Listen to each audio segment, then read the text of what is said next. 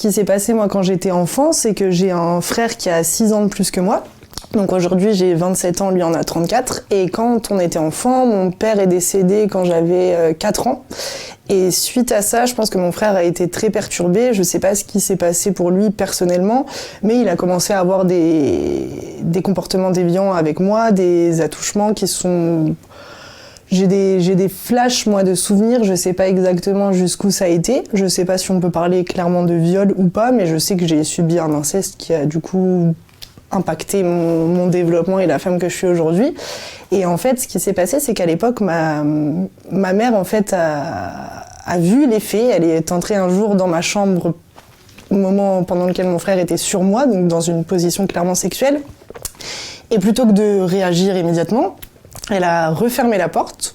Je suis donc sortie de ma chambre honteuse, puisque j'avais l'impression, moi, d'avoir fait une bêtise et que c'était moi qu'on avait surprise sur le fait. Et en fait, suite à ça, elle m'a demandé de ne pas en parler. Ça s'est passé, je pense, de mes 5 jusqu'à mes 8-9 ans. Donc ça a duré quand même un long moment et jamais elle m'a questionnée pour savoir ce qui s'était passé, pour savoir jusqu'où ça avait été. Enfin, jamais elle a vraiment mis ça sous le tapis. Et en fait, mon entourage plus ou moins proche, c'est-à-dire ma tante, chez qui j'étais beaucoup, a essayé de me questionner, mais ça n'a jamais été plus loin parce que moi, je voulais pas en parler. Et je sais pas ce qui a été dit à mon frère suite à ça, si on lui a dit que c'était grave ce qu'il avait fait, que c'était interdit et qu'il fallait pas le faire. On n'en a plus jamais reparlé jusqu'au jour où moi, je devais avoir une vingtaine d'années, vraiment j'étais assez jeune et j'avais déjà conscience à l'époque que c'était à cause de ça que j'allais mal. Enfin avec d'autres choses, mais que c'était la raison principale de mon mal-être. Et donc j'ai demandé une confrontation avec ma mère, ma grand-mère et mon frère pour leur parler de ce qui s'était passé, pour leur dire que j'étais très mal dans ma peau et que ça m'avait énormément impacté, pour leur demander quels avaient été leurs ressentis à l'époque, pourquoi elles n'avaient rien fait. Et en fait, la réaction de ma grand-mère a été de nier en bloc, de me dire qu'elle n'était pas au courant. Et ma mère, au contraire, s'est un peu victimisée.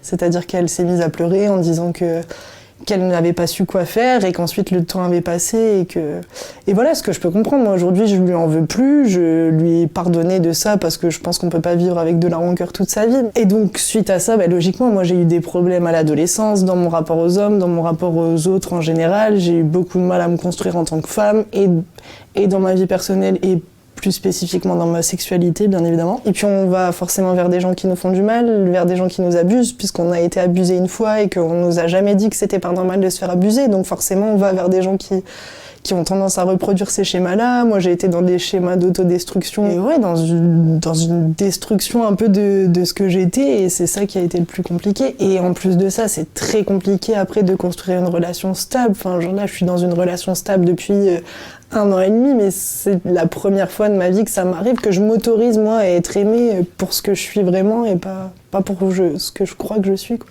Et par contre, je pense que mon frère a une culpabilité, malheureusement, dont il aura beaucoup de mal à se défaire et du coup, ça provoque aussi de la culpabilité chez moi, parce que je culpabilise qui culpabilise, et donc c'est un cercle vicieux.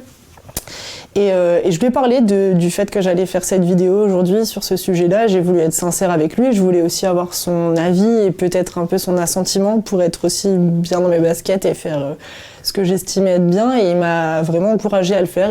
S'il est bourreau, c'est qu'on lui a pas expliqué qu'il devait pas faire ça, donc il y a déjà un manquement de l'entourage à ce niveau-là. Et en plus de ça, oui, enfin, je veux dire, à l'époque, c'était un enfant, tout au plus un adolescent, puisque j'ai pas de souvenir précis sur l'âge, mais il avait maximum 14 ans quand il a fait ça, donc je suis désolée, c'est pas un adulte, il est pas responsable de ses actes, et il aurait pu être jugé, être blâmé pour ce qu'il avait fait, mais je pense qu'il aurait eu besoin, oui, d'un accompagnement derrière. Parce que ça s'est arrêté, mais ça aurait pu aussi ne pas s'arrêter.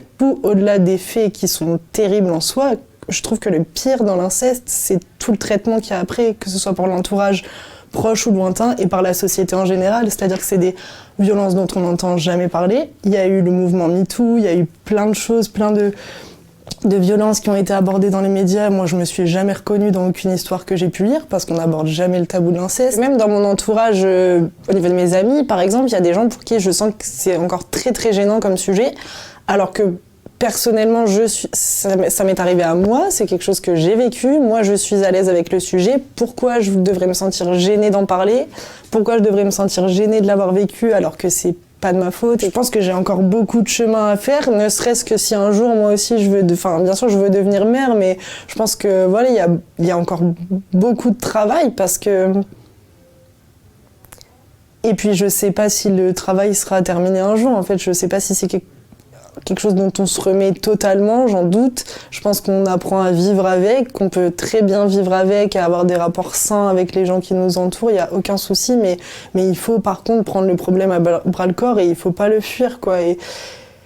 Et je veux dire, c'est ça qui est horrible pour les victimes, c'est qu'on vous fait subir quelque chose et après on vous fait travailler pour réparer cette chose-là, donc c'est hyper frustrant. Et moi j'ai été pendant très longtemps dans la colère à me dire mais non, c'est pas à moi de faire un travail sur moi-même, on m'a fait du mal, il faut que ce soit les gens qui réparent. Et puis tout a changé le jour où j'ai compris qu'en fait il fallait que ça vienne aussi de moi et que moi j'ai eu envie aussi de guérir de ça, quoi.